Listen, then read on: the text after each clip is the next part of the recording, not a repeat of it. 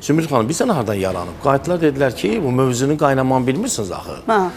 Toyxana heç məktəb olmasın, dünəndən olmasın. Mənə nə dəxli var ki onun?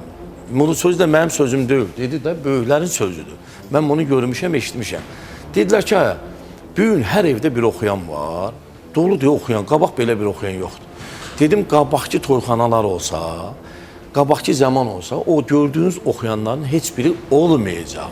Çünki bizim dövrdə gedib bəyi evdən çıxardanda kimin səs imkanı varsa bir Qarabaş səsi oxuyurdu, gətirir. Səs imkanı yoxsa da ən azından bir orta sevgi oxuyub bəyi tərifləyib gətirdilər ora. İşıq sönürdü, ehtiyac yoxdur mikrofona. Çünki o vaxtı ki usliter də bilir də, yəni gücləndiricilərdən. Üzr istəyirəm, işıq sönmür deyə.